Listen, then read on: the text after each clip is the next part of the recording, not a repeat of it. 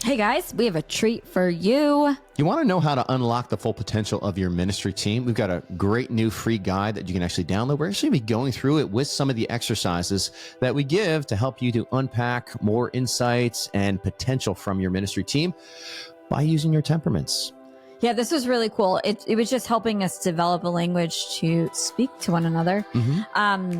And so you can watch us do it in real life, time, and follow along. So go check it out. Listen to this. I was going to say workshop, but it's not. It's a podcast. Listen to this podcast and get your free guide. And yeah, we're going to be modeling to you actually how to use this guide and use it not just as something you read and then throw in the trash, but actually draw more insights and actually get some dialogue started with your team. So again, if you are ready to unlock the full potential of your ministry team and do it in a very simple way, download this free guide, listen to this podcast, and put it to work for you. See you guys in there.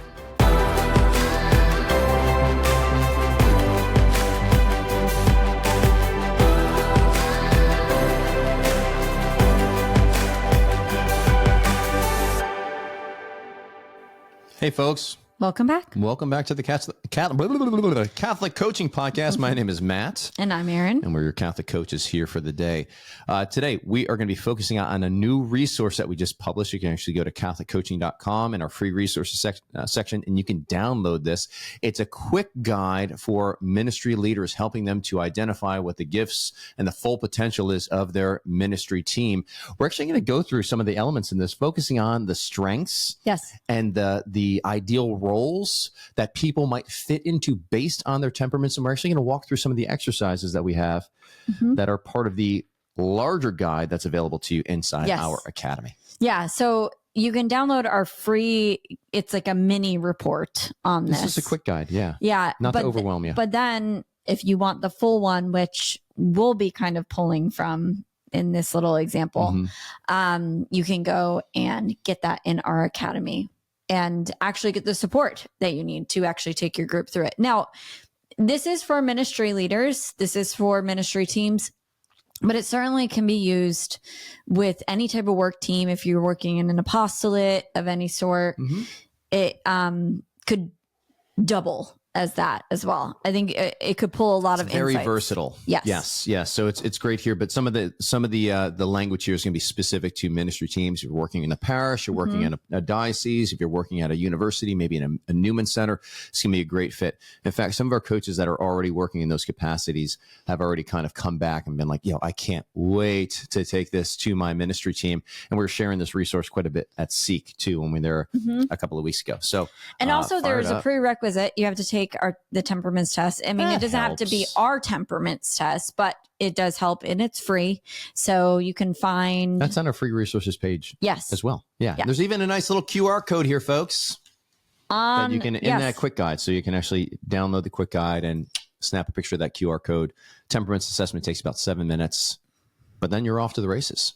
Yeah. Great. Let's get into it. Yeah. So Erin and I are going to be kind of like going through the exercises that we recommend that you do with your teams. We're going to be going through it ourselves. So we're going to be demonstrating to you what this might look like in terms of a team conversation and how you can use this guide to, again, unlock the full potential of your ministry team, help people avoid burnout, get in the roles that God's designed them to thrive in, which helps them to make the best impact in your ministry. Cool. And it starts with language too. I think giving people language to describe who they are, who God made them to be is really, really helpful. It opens up conversation, but also it kind of makes this impact this, I want to say permanent, but like it's certainly an ongoing impact on your team, because once you start to learn this language, you start using it a lot on your team. And so that's really what we're going to be uncovering is just language. Yeah. It fosters a lot of mutual appreciation as well here, folks, is like there's things that I know that I am just, it sucks the life out of me when I have to do them. But then there's somebody on my team that like it actually brings them joy to do those things. Yes. And when you start to identify that there are opportunities to share some of the load and things that suck the life out of you actually bring joy to somebody else, you can kind of share that burden with them. And it's not even a burden. It's a gift that they are able to receive, and everybody benefits in the process. But those are some of the insights that we can help you to pull out when you actually go through the exercise we're about to go through here. Let's do it. Cool. All right. Do you want to go first? Yeah. So like just quick orientation, like, and if you don't know anything about temperaments, you will as you're going through these things. It's easy. You can check out some of our other resources that we have available on our podcast for temperaments, but there's even a little bit of an orientation page to temperaments right off the bat. So if you're unfamiliar, you get a small education. You go deeper if you want. Should we do it right now? Okay. So there's 4 temperaments, and really what the temperaments are, traditionally speaking, it's some sort of physiological disposition of the person. All right. And really what they're looking at from the 4 different temperaments, there are 4, is the ways that you react, the habitual ways that you react to certain stimuli. Yeah. Okay. So like maybe you're somebody that reacts very quickly and very intensely, and then you feel that passion for a long duration. Right? That is called a choleric. That's called a choleric, right? And cholerics are people that are strong-willed, they're high-achieving, they're driven, they're independent, they're goal-oriented. It's one of the extroverted temperaments. Mm-hmm. The other extroverted temperament is the sanguine. Sanguines are people that are going to react very quickly. They're going to react very big and passionately, but it doesn't last very long. And I like to say, Erin, she's a sanguine, right? And so my choleric, I can tick her off, but it doesn't last very long. She's quick to forgive because she's sanguine and she doesn't hold on to it. Yes. And some other descriptor words of sanguine are energetic, charismatic, positive, influential, and creative. Yeah. The life of the party. These are the people you want to have in your team that are like at the front, right? The meet and greet as they're showing up at your events. They're your hype people. If you move into the 2 temperaments that are in our introverted column here, we've got first the melancholic. The melancholic reacts very slowly to things. They react very passionately, so intensely, but they also hold on to things for a long time. All right. So melancholics are the person that you diss them, I like to say, and they don't react. And then hours later, they're in the shower and they're still thinking about it. And finally, they're just like, that's what I should have said. Yeah. Right. They just have a way of, and they feel very big because they think very big, very rich interior life. So these people are idealistic. They're detail oriented. They're very thoughtful. They're passionate. They're deep. A lot of these people are great teachers, even on your ministry team. Yes. Great philosophers. They love theology and they love going deep one-on-one with people. And then the other introverted temperament is the phlegmatic. Okay, so phlegmatics are people, they react very slowly. They don't react very intensely at all. And they don't hold on to things hardly at all. They're kind of just very even-keeled emotionally. They're the easiest people to be around. So steady. They're so steadfast. They're very diligent. They're very loyal, easygoing, diplomatic, patient, considerate. It's just like when I look at to my group of friends as a cleric, Erin, you revealed this to me one day. You're like, all of your best friends are phlegmatic. They're just like they're just so easy to be around. Like, it's like all of his favorite people. Yeah. Yeah. Such joy. Okay. So those are the 4 temperaments here. Maybe even listening in, you've already kind of dialed in and been like, yeah, that's me. If that's the case, kind of go into it and you can kind of get this resource and put it to work for you. But again, take that temperaments assessment. Again, catholiccoaching.com. You can do the drop-down menu, see free resources there, and you can find our assessment, but also this quick guide here as well. We're going to be going through this focusing on our primary. Yep. All right. So we're going to go through the format of just revealing some of the strengths and some of the roles here. And we'll have some questions that you can actually take and apply this with your team here as well. So I'll be choleric, Erin will be sanguine. Sorry, we don't have any melancholics or phlegmatics, but you'll figure this out here, the format, so you can actually do this with your team. All right, let's do this. Let's do it. So Matt, what are some of the ministry strengths that you marked? And guys, if you're taking this through with your team, you want people to go ahead of time and mark the things that kind of resonate the most, that they feel are most relevant at this moment in their life. Yes. Awesome. Okay. So I'm turning to my choleric section here, and it starts right off with ministry strengths. And you just want to kind of, what are some things I resonate with? Yes. Tell me which strengths you resonate with. All right. So like the first group is one that we have, it's leadership and vision. And again, folks, we're going through the full guide that's available only in our academy. You'll be able to get the quick guide with, some very helpful insights. But if you want to get that full guide, that's available inside our academy. Okay. So first thing I got here is leadership. And I'd say decisiveness is one of those attributes in my leadership and visionary potential that I love living in that gift. Okay. And cool. I think it's super helpful. Even decisiveness last night when I was in our music ministry team, when I'm not necessarily the best singer, but just being decisive into where the direction is that we're going in terms of the music ministry, when we're going to sit on a bridge a little bit longer or when we're going to repeat a verse, I can step in and people benefit from that. And it really aligns the team, right? And that's just something I naturally do it. And I don't really worry if I'm annoying somebody, which we'll talk more about the blind spots here in our next episode. But that decisiveness, the visionary thinking is also something that is definitely a gift. When I don't show up with that visionary, in our visionary thinking on the team here, what I realize is people on the team will start to contact me and be like, am I doing what I'm supposed to be doing right now? So that visionary thinking helps to actually the rest of the team to prioritize where they need to be focused and have the confidence that, you know, they're doing what they're supposed to be doing, and this is the best thing for the team. Great. Cool. Let me flip to the next page. Some of the things, like even the boldness and courage, I can see that being one of those things, but like it just didn't resonate as much as like some of these other ones. The high energy and drive. Yeah, you're looking for things that like just move you, that you're like, that's definitely me. Like other people would use those words to describe me. That's really what you're looking for. And is there anything, even as with what I shared already, is like as my wife, is also like my business partner here, like is there stuff that it's like, yeah, I can see that. Yeah, the visionary thinking is big. Yeah. And I see even just because I know this about you, your strength of futuristic, being able to go there and create a vision of sorts. Yeah. I already feel affirmed. Thank you. This is like one of the fruits of this. And when we've done exercises like this with teams, you guys, one of my favorite parts is when people really have touching moments of the team affirming them in their gifts and using some of the language here, like Erin was talking about before. Sometimes people lack the language to really name and claim the gifts that God has given to them. When you start to speak this just truth, like prophetically over people, it can be incredibly affirming. The high productivity. That's something I love. Something that gets me into trouble too sometimes, the shadow side of that. I love it that you're highly productive, actually, because I am not. So that's a great balance. It's different ways, like productive in the sense of like getting it done and ready to go out on out on the shelves. That's a gift that I have. So bringing stuff across the finish line is definitely something.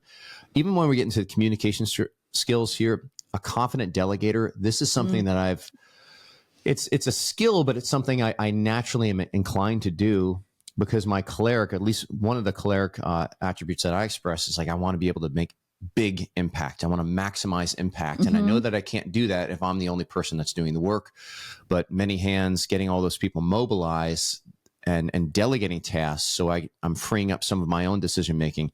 That is something where it's been a learned skill, but it's also something I kind of naturally am inclined to do here as well. Yeah. Yeah.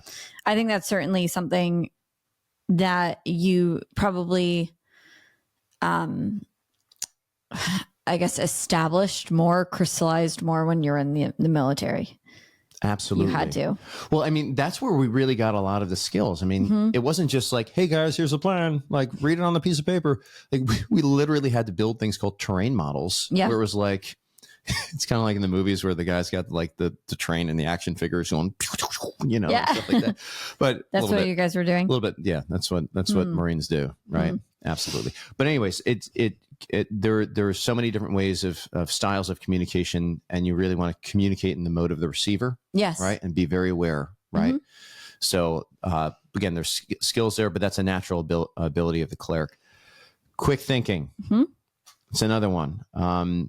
Oftentimes too quick.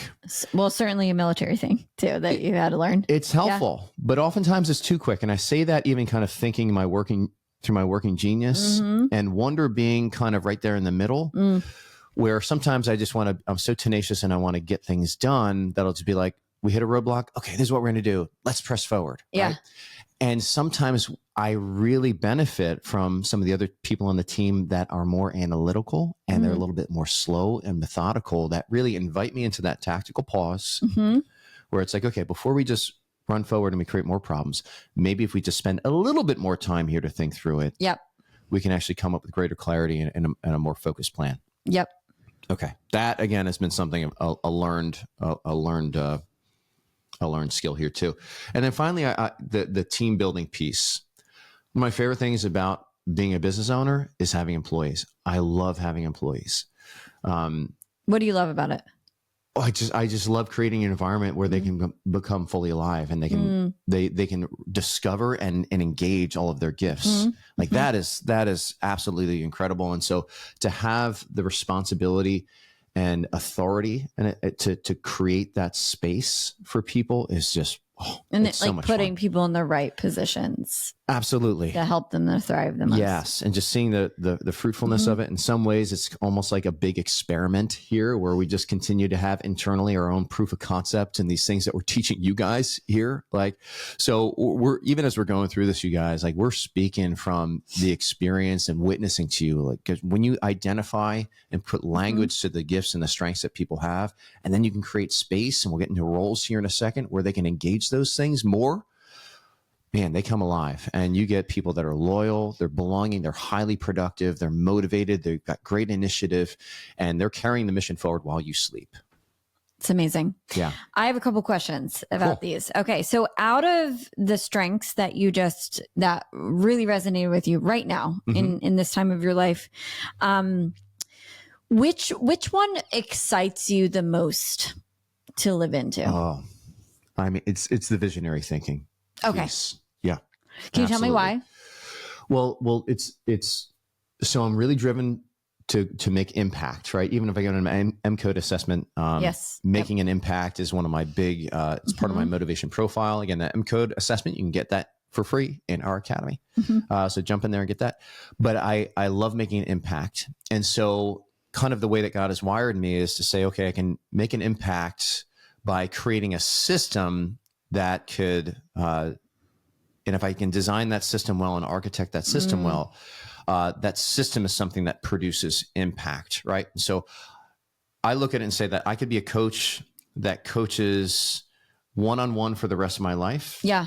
And I can make a big impact on those individuals, but I would rather create a system that creates more coaches, that all of those coaches that go out and they create one-on-one impact.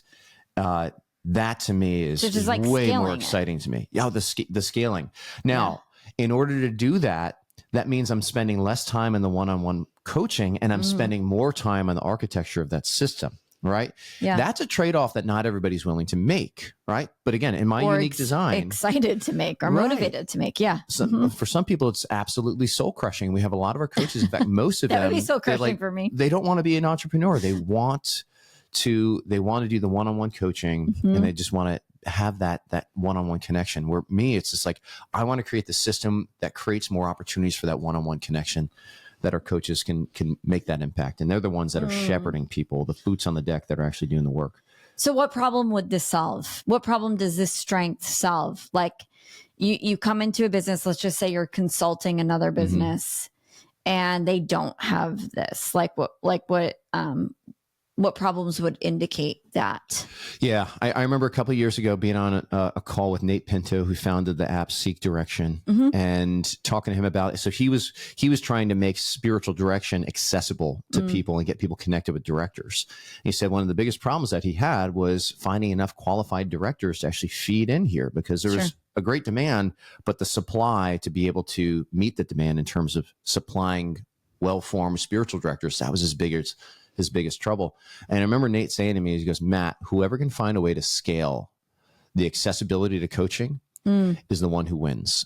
And I remember being like, oh my God, I don't think Nate knows how impactful those words were to me, but it just was like, oh man, to be able to create a system that challenge accepted, that just makes it easy for coaches, not just with the training, but the resources that we provide to them, makes it easy for them and faster for them to be able to create that impact that really transforms a person's life, gets them living in their gifts, makes them feel closer to God. Holy mackerel. Like that to me, it's a saint making machine. Yeah. Gets me fired up. Okay. Did you answer my question? I don't know. What problem does that solve? Is it just like an accessibility problem? The problem it solves is like in our case, it was what is the standard? What is a standard for a competent, confident coach that's informed by that Catholic ethic, that Catholic anthropology. We didn't really find that out there. Right. Tremendous amount of coaching programs that were out there, and they were excellent, but they didn't necessarily have that ethic and the coach and the Catholic anthropology behind them. All right. So delivering a need that the church can find trustworthy, or delivering a coach that the church can put its confidence in, that it's not going to lead their people astray. That was an important part of the formula. And I think that was a problem that uniquely solved. Also, Erin, you are just incredible at coming up with different ideas, and we'll get into your strengths here in a second, but different ideas and how to make coaching very practical and efficient. And so you just crank out resources, or you have the ideas. I know how to create the system to produce those resources on a mass scale and get them in the hands of our coaches. We're getting better at that, guys. Okay. So like, stay tuned. If you're like, wait a second, it's like, we're getting better at it. But like, that's where, again, my gift of being able to architect the system, knowing what the system needs in order to thrive, confident, competent coaches and resources to help them be more effective. And then the ability to market themselves and let people know that they're available and they're out here and they're waiting to help them unlock the full potential of their life and become saints. Yeah. That's part of the role here as well. So even when we want to seek, it was talking to a lot of people that have programs that are forming other people and letting them know that we exist, and we have coaches that exist that can actually help them out in the work that they're doing. Okay. So just creating that infrastructure of that works. Yes. Okay. That's another way of doing it. Fewer words. What role would you, if you want to go to the roles section let me take a too? Okay. Are there any roles that would fit this particular strength, or roles that you're interested in doing more of? There's a whole section on what roles would fit you as a ministry leader. Yeah. So like even the section here, the first section is leadership and visionary roles, that pastoral leadership. When I read into the description of it, it's like apostolate leader, right? It's kind of like where we're at right now. And so again, for all the reasons why I mentioned before, why I love doing that like deeply resonates with me. And again, I've spoken with people that they don't necessarily feel called to be the CEO or to be in that role where they're kind of receiving the vision and pushing it down. They'd rather be more in a helps role where they're receiving the vision and they're kind of a part of the system there. But that's something that deeply resonates. Speaker and retreat leader. Love being able to do that. Praise God. Lord, open up all the doors. And then still here, when I get into that section on mentoring discipleship, the mentor and spiritual director, I still, as much as like I love architecting the system, it's a gift to be one-on-one with somebody. Yeah. Yeah. I got a handful of one-on-one clients here, but it is just, I love them. I just, it's great. Or even being able to like connect with the people in our academy. I just shooting a DM to people and just ask them about their life, and guys, jump in the academy. Like just awesome. And leadership training. Yeah. Like that too. So based off of that one strength that we were talking about, kind of creating the infrastructure, creating the system, all that, what if you were a boss and you were hiring somebody that you knew had that strength, what role would you place them in? I'd want to put them in a role where they can actually act on their own initiative. So it would have somewhat broad guidelines. It would definitely need to have some keys for success that ground that person, where it's just like, okay, this is what your performance is going to be evaluated on. All right. And giving them as much focus as possible, but allowing them the flexibility to decide their own way and how they're going to get there. Okay. Right. And so you can be there and it's just like, as long as they're doing it in an ethical way, a win's a win here, right? They're accomplishing that they're accomplishing it. So just know that the person that's a choleric is going to, that has these kind of roles, they're going to create space for their visionary thinking to come forward, and leadership to come forward. Yeah. Delegation as well. Like help them to be the person that, I think if there's anybody to give team members to, it's somebody that has these attributes, because they'll use them well. Right. Presuming here that they may need some guidance and maturing. We all do. But they've got the raw materials to, again, delegate and really empower the team to operate and work in a very harmonious way.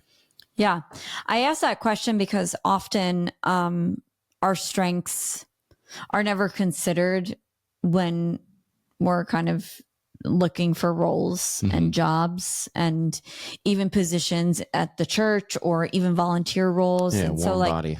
So that's a great question for you to ask yourself as you're kind of going through this quick guide. This free quick guide is just, what role would I place this person into? And like, is there a need there in the church? So how about you, Erin? Can we switch over to you? Let's jump into the sanguine. Like, what are some of the gifts that really resonated with you in the report? Certainly positive outlook. Just being naturally optimistic. Not seeing the negative things, but when I see them, choosing to be like, okay, there's always going to be a hopeful, like there's another way to look at this.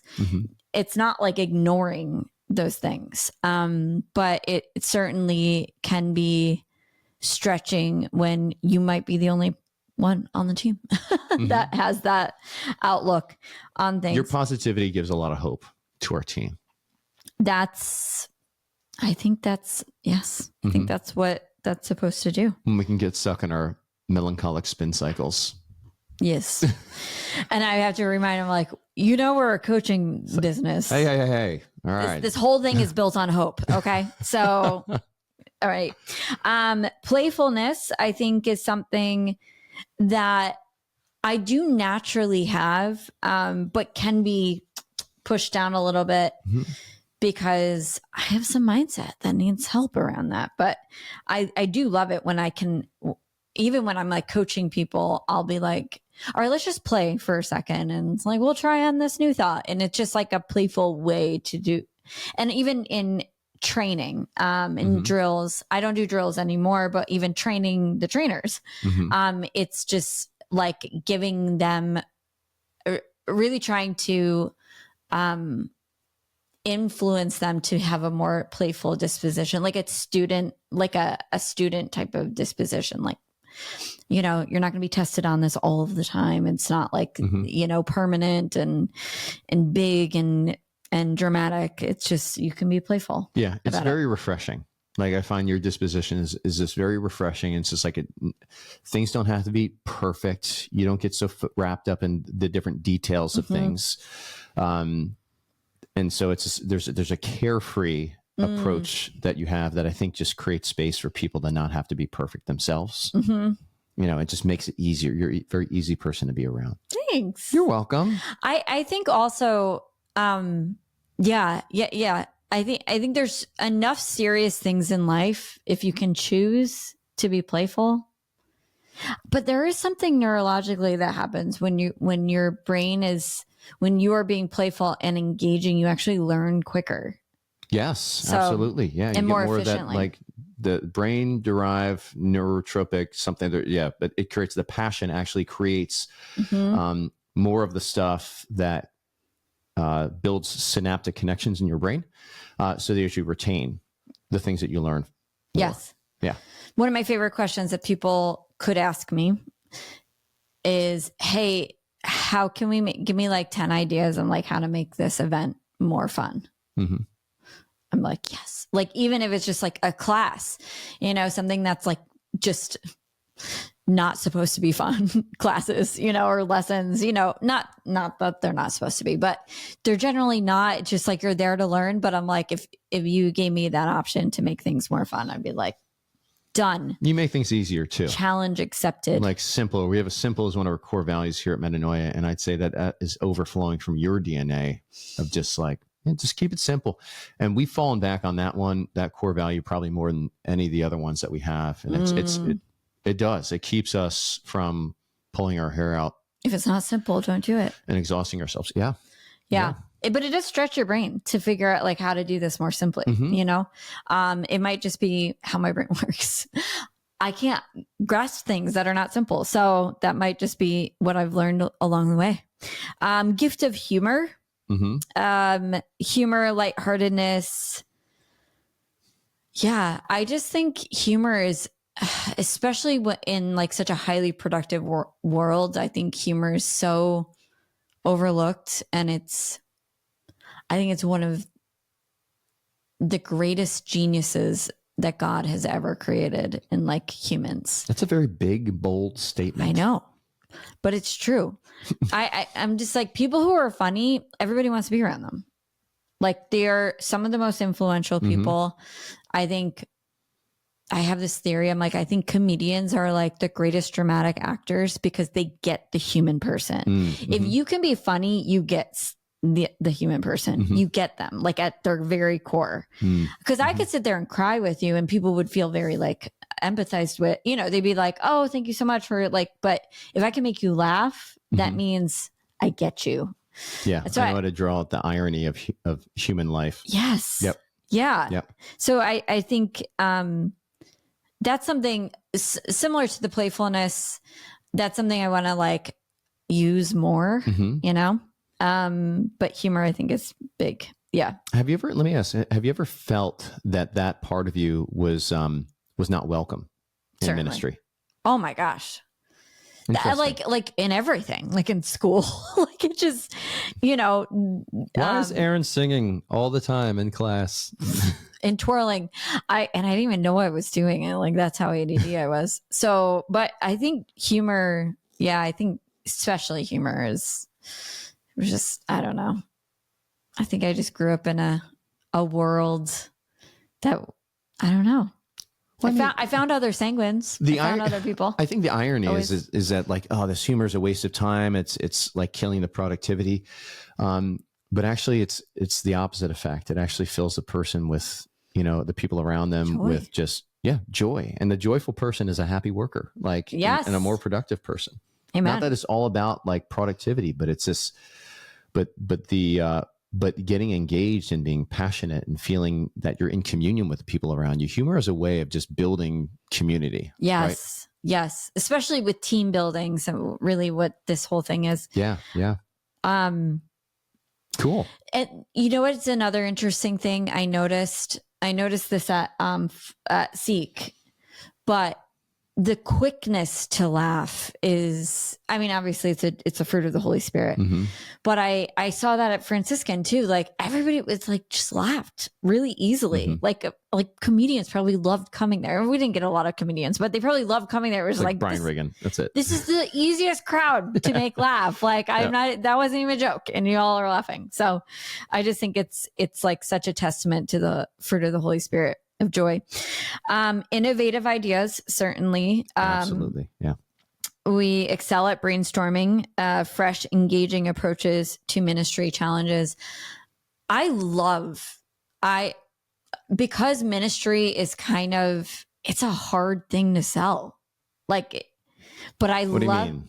Like, well, okay. So, I mean, certainly we're not getting the greatest Christians, like from a general viewpoint, it's not like everybody's like dying to be a Christian. Like, most people are not, you know?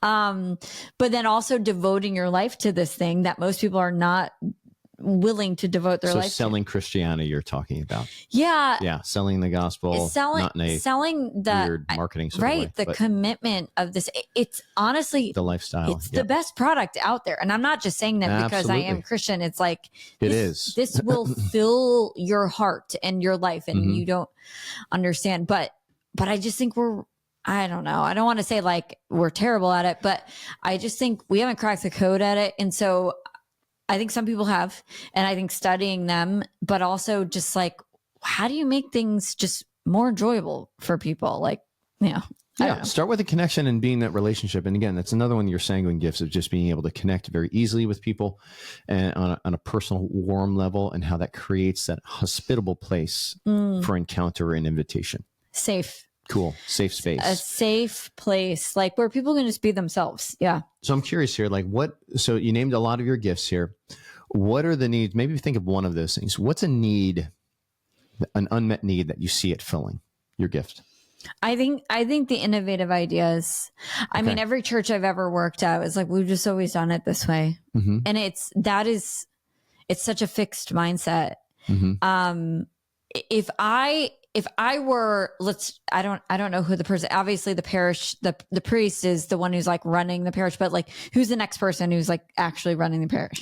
It's different, but like maybe you'll have a pastoral leader or like a administrator or something like that. I would hire somebody who would be in charge of evangelization who has highly innovative ideas. Like I want new, fresh ideas in a parish, on a ministry. Like those are always the people who are going to be ahead. Mm-hmm. I mean, I think of some of the greatest CEOs of all time are highly innovative because you have to be ahead of the. Yeah. And they're not operating by themselves. Like great CEOs, they've got amazing. So they have great teams around them. Yeah. Too. Even that visionary integrator combination, that's the 1-2 punch. You can have tons of ideas and people without an integrator that's saying, no, we got to focus on these ideas, not the 20 million that you have, but like the person that can actually bring focus to the team. That 1-2 punch of the integrator and visionary is, that's a powerhouse combination. I would say that's, it's also, I think it fills the need of evangelization because like every person is different. So whoever you're talking to,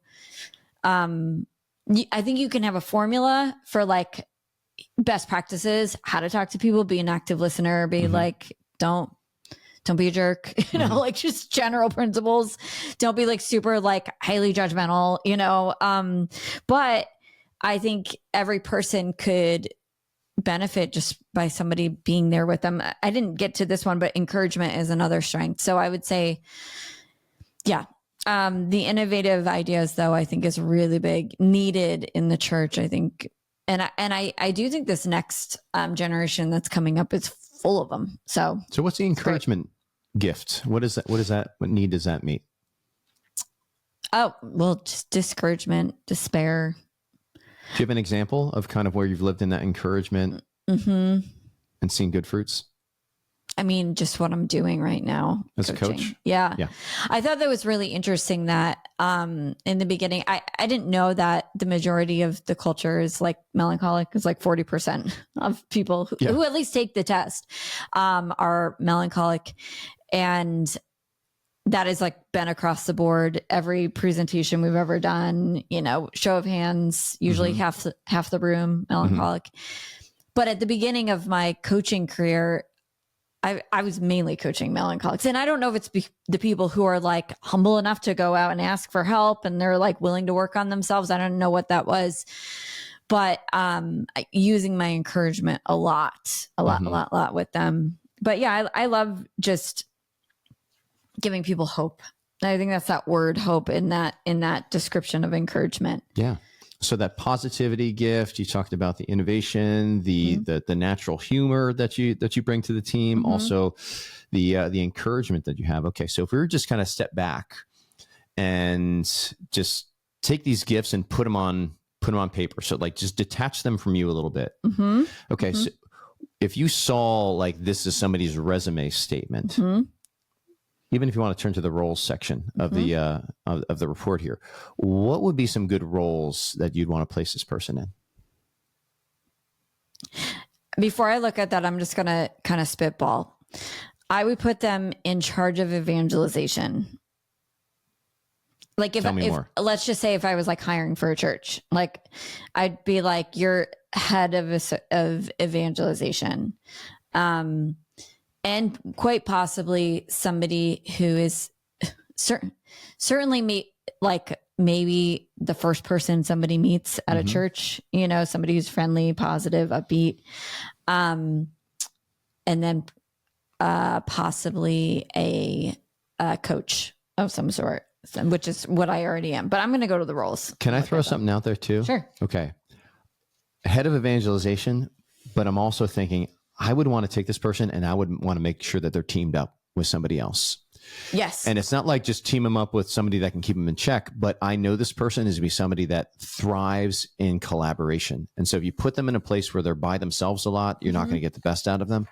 But if you have them teamed up with their right-hand man or woman, I think especially somebody that has complementary, not identical, but complementary gifts, you're going to be able to have a really good combination that is going to really draw out the great leadership qualities of the person in an evangelization, Yeah, I take that back. Role. Actually, I think I would rather be well, I would probably rather put that person as an assistant to that person. That's kind of how I feel too. Like an encourager, like, hey, I'm there, and I'm like giving you ideas, and I'm like helping manage the people, maybe leading small groups, maybe that kind of stuff. And so now I'm looking at the roles, and this but is not so doing project management kind of stuff.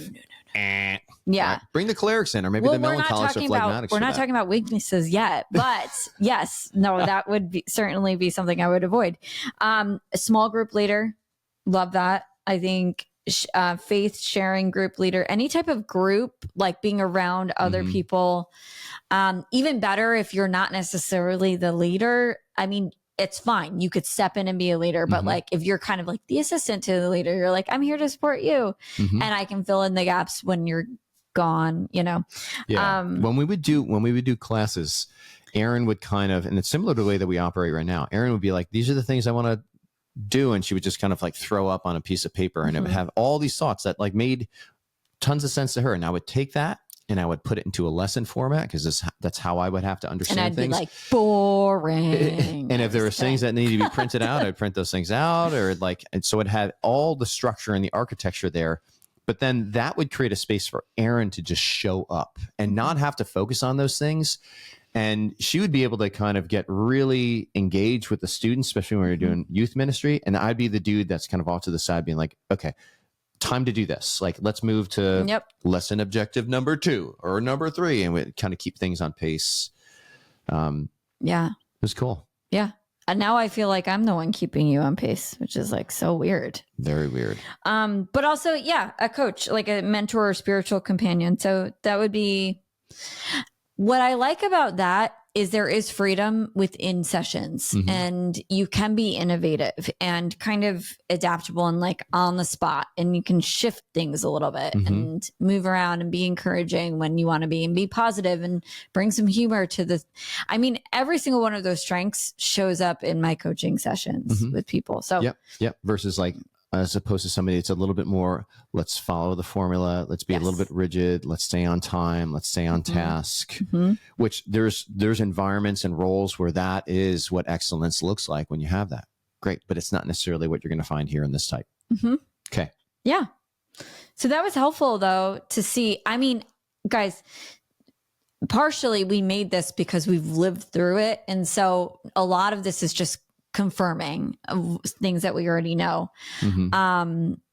But maybe about 10 years ago, maybe 8 years ago, this would have been incredibly helpful for even if a parish was looking to hire me, or I was looking to go look for a job in an apostolate or a parish or a ministry of some sort, like what job I'd be like looking for to fill. I think it's just really, really helpful. What role you thrive in, right? Where are you going to make your most impact? Where's Christ make himself most manifest in you when you're operating in that capacity and using those gifts? That's kind of what we're looking at here. It's not just like what helps us feel better, but what helps us experience and express God alive in us, God's grace, in the way that he designed us to be able to reveal him to the world in a unique, unrepeatable, irreplaceable way.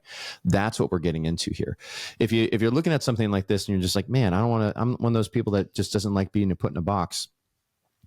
The key to not being put into a box with these assessments is you actually have to go through these exercises that we just did, where you're naming, you're claiming, you're saying, yeah, this resonates, this doesn't. But really what these do is they start to give some language to you and to your team to be able to identify opportunities for them to live in their gift. Also identify, we'll get into blind spots here in one of our later podcasts, like where you might be putting somebody in an area that's going to be very triggering, or it's going to suck the life out of them because they're just not designed to thrive in that area. Right. Yep. Yeah. Cool. And you need to know both. You need to know areas of thriving and areas where you don't thrive, just so you can let your yes mean yes and your no mean no. Yeah. And if you're a parent, we've got one of these that's in the works right now for parenting, and like taking these insights from your temperaments. How do you build more connection and peace in your home for the different temperaments as a child too? Like, that's been a game changer for us. We just went, let's change everything. So yes, guys, what do you do from here?